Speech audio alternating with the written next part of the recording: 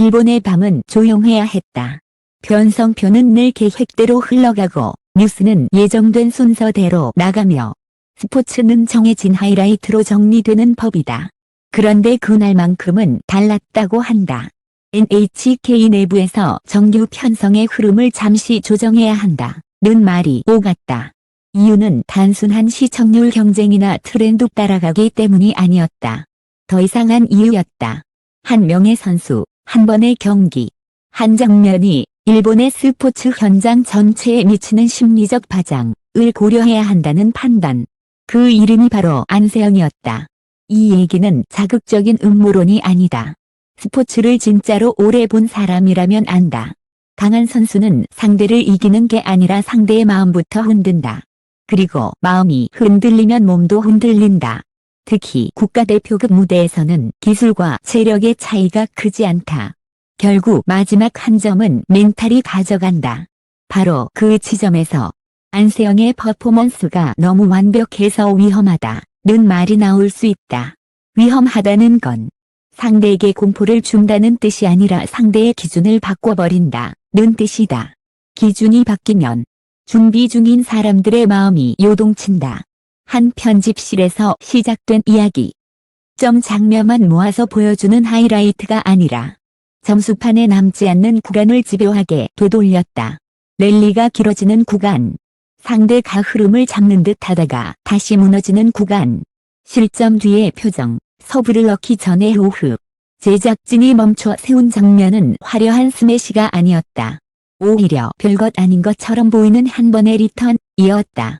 그 리턴이 왜 특별했느냐고 묻는다면 답은 단순하다. 대부분의 선수는 살아남기 위해 받아넘긴다. 하지만 안세영은 다음 장면을 만들기 위해 받아넘긴다. 살아남는 리턴은 높고 길다. 다음을 생각하는 리턴은 낮고 불편하다. 상대가 공격을 이어가려면 한 발 더 움직여야 하고 스윙 궤도를 한 번 더 조정해야 한다. 그 작은 불편이 쌓이면 상대는 어느 순간 내가 이렇게 힘들지를 느낀다. 실력 차이가 아니라 리듬 차이다. 그리고 리듬은 눈에 잘 보이지 않는다. 보이지 않기 때문에 더 무섭다. 안세영의 압도는 숫자가 아니라 구조다. 안세영이 강한 이유를 체력이 좋아서, 수비가 좋아서 같은 한 문장으로 정리하면 내용은 쉬워지지만 진실은 가려진다. 그녀의 압도는 한 가지 능력에서 나오지 않는다. 여러 능력이 상대에게 불리하게 결합되는 구조에서 나온다. 상대가 공격하면 그녀는 받아낸다. 상대가 길게 끌면 그녀는 더 길게 끈다. 상대가 네트로 끊으면 그녀는 더 낮게 붙인다. 상대가 속도를 올리면 그녀는 각도를 바꿔 속도를 무력화한다. 이 과정에서 상대는 점점 선택지를 잃는다. 이걸 하면 통할 것이 사라지고 뭘 해야 하지만 남는다. 여기서 멘탈이 무너진다. 기술이 부족해서가 아니라 판단이 흐려져서다. 판단이 흐려지면 한 박자 빠른 공에 늦고 한 박자 느린 공에 급해진다. 즉, 타이밍이 망가진다. 타이밍이 망가지면 실수가 나온다. 실수는 도미노처럼 이어진다.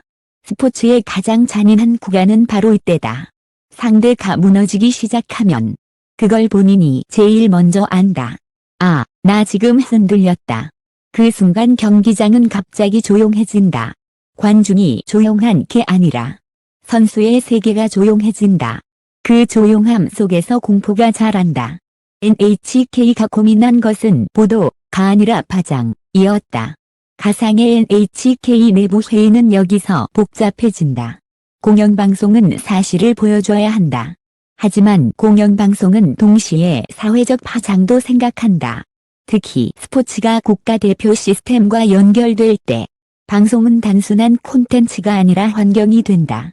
안세영 특집을 크게 내보내면 일본 선수들의 사기가 떨어질까 이런 질문은 감정적으로 들리지만 실제로는 아주 현실적인 리스크 관리다. 국가대표급 선수들은 대개 자기 확신으로 버틴다. 나는 할 수 있다. 는 감각이 훈련을 지탱한다. 그런데 그 감각은 아주 미세한 균열에도 깨질 수 있다. 특히 비슷한 레벨끼리 경쟁하는 내부 선발 시스템에서는 더 그렇다. 경쟁자는 바깥에만 있는 게 아니다. 같은 유니폼을 입는 동료도 경쟁자다. 이런 상황에서 압도적인 외부 기준이 등장하면 선수들은 무의식적으로 비교한다. 저 정도를 이겨야 세계 정상인데 나는 질문이 들어오는 순간 훈련은 자신감을 키우는 과정이 아니라 불안을 증폭시키는 과정이 될 수 있다. 그러니 제작진이 겁을 먹었다기보다 제작진은 책임을 느꼈다고 보는 게 더 그럴듯하다. 그래서 나온 선택이 숨기기가 아니라 프레이밍이다. 공포로 소비하지 말고 분석으로 바꾸자. 없다에서 끝내지 말고 대응할 수 있다로 옮겨가자. 그렇게 하면 선수들의 멘탈을 꺾는 방송이 아니라 선수들의 준비를 돕는 방송이 된다. 같은 영상도 어떻게 편집하느냐에 따라 누군가에겐 절망이 되고 누군가에겐 교재가 된다. 특집의 핵심 키워드, 리듬 간격 침착함. 가상의 NHK 특집은 화려한 하이라이트로 시작하지 않는다. 오히려 가장 평범한 정면으로 시작한다. 전적인 클리어, 평범한 드롭, 흠한 푸시. 시청자는 왜 이걸 보여주지라고 생각한다. 그런데 해설이 붙는 순간 평범함이 무기가 된다. 안세영은 랠리에서 간격을 설계한다. 셔틀이 오가는 속도와 높이를 조금씩 바꾸어 상대의 발을 흔든다. 상대가 가장 편하게 치는 높이, 가장 편하게 뛰는 타이밍을 계속 비껴간다. 눈에 띄는 변화가 아니라 쌓이는 불편이다. 불편이 쌓이면 상대는 먼저 호흡이 꼬이고 그 다음에 발이 꼬인다. 발이 꼬이면 스윙이 꼬이고 스윙이 꼬이면 멘탈이 꼬인다. 안세영은 그 순서를 너무 잘 안다. 그리고 침착함. 그녀의 침착함은 성격이 아니라 기술이다. 실점해도 표정이 크게 변하지 않는다. 이건 상대에게 정보를 주지 않는다는 뜻이다. 스포츠에서 표정은 데이터다. 상대는 표정을 보고 지금 흔들렸다, 지금 자신 있다를 읽는다. 안세영은 그 데이터를 최소화한다. 그러면 상대는 확신을 못 가진다. 확신이 없으면 공격은 조급해진다. 조급함은 실수를 낳고 실수는 더 큰 조급함을 낳는다. 악순환이다. 너무 잘해서 생기는 문제, 상대의 마음을 먼저 흔드는 경기. 여기서부터 이야기의 핵심이 나온다. 일본이 우려하는 것은 지다가 아니다. 스포츠는 져도 된다. 문제는 져버릴까봐 미리 무너지는 것이다. 그리고 안세영의 경기력은 그 미리 무너짐을 유발할 수 있는 유형이다. 어떤 선수는 힘이 세서 무섭다. 어떤 선수는 스피드가 빨라서 무섭다. 그런데 안세영은 무엇이든 다 된다는 느낌을 준다. 그 느낌이 가장 위험하다. 상대의 뇌가 플랜 B를 찾지 못하게 한다. 플랜 B가 없으면 플랜 A가 무너지면 끝이다. 그래서 상대는 플랜 A를 과하게 밀어붙인다. 과함은 곧 실수다. 가상의 일본 대표 선수 가명에 독백을 넣어보자. 영상으로 볼 때는 할만해 보였는데 막상 코트에 들어가면 내 리듬이 안 나와요. 내가 하고 싶은 걸 못하게 만들어요. 나도 모르게 빨리 끝내야 한다. 는 생각이 들어요. 이 말은 기술 얘기가 아니다. 마음 얘기다. 그리고 국가대표 시스템에서 마음 얘기는 곧 성적 얘기다. 그래서 NHK는 편성을 바꿨다. 이대로 내보내면 이 아니라 이대로 내보내지 않기 위해. 가상 시나리오에서의 NHK의 편성 변경은 특집을 하자라는 단순한 결정이 아니다. 이 장면을 어떻게 보여줄 것인가 라는 결정이다. 자극적으로 편집하면 일본 선수들에게 공포 콘텐츠가 된다. 만 분석적으로 편집하면 대비 콘텐츠가 된다. 같은 안세영을 보여주더라도 어느 쪽으로 프레임을 잡느냐에 따라 일본 스포츠 생태계에 미치는 효과는 완전히 달라진다. 그래서 제작진이 선택한 톤은 이런 것이다. 압도는 신비가 아니라 구조다. 이 말은 시청자의 감탄을 유지하면서도 그들의 두려움을 관리할 수 있다. 신비는 사람을 얼어붙게 만든다. 구조는 사람을 움직이게 만든다. 저건 타고난 거야 라고 생각하면 끝이지만 저건 이렇게 만들어졌어 라고 보면 시작할 수 있다. 특집의 하이라이트는 득점이 아니라 득점이 만들어지는 과정. 가상의 특집은 랠리를 해부한다. 한 점을 얻기 위해 어떤 단계가 필요한지 보여준다. 상대가 공격을 시작하면 안세영은 첫 리턴에서 공의 높이를 조절한다. 다음 공에서 코트 중앙을 비우지 않게 만들고 그 다음 공에서 상대의 백핸드를 한 번 더 쓰게 한다.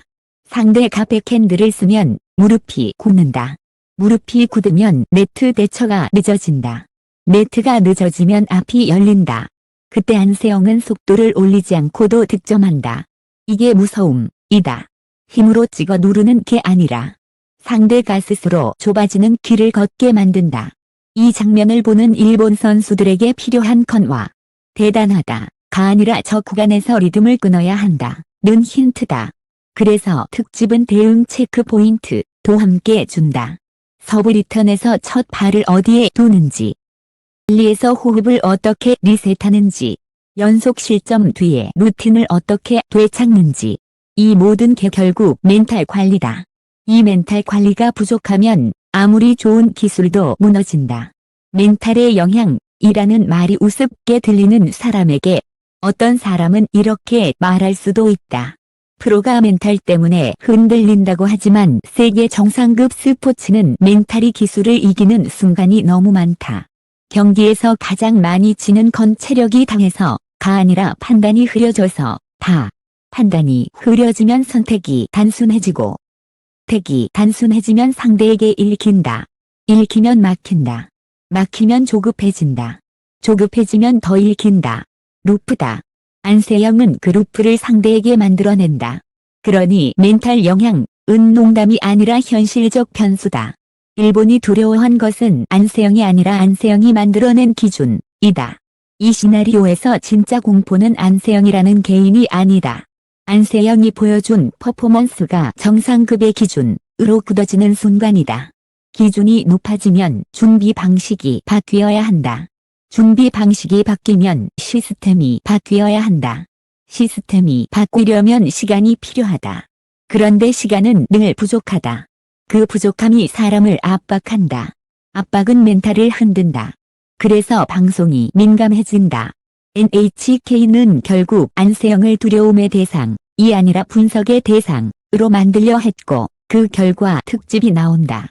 이 특집은 일본 시청자에게는 흥미로운 스포츠 콘텐츠가 되고 일본 선수들에게는 냉정한 교재가 된다. 이걸 보면 흔들릴까라는 우려와 이걸 봐야 대비할 수 있다는 필요가 동시에 존재하는 콘텐츠. 그래서 변성표가 흔들린다. 스포츠 한 장면이 방송국의 시간을 바꾸는 순간 우리는 비로소 그 선수가 그냥 잘하는 선수가 아니라는 걸 체감한다. 그리고 이야기의 결론. 안세영의 압도적 경기력의 정체는 한 문장으로 줄이면 이렇다.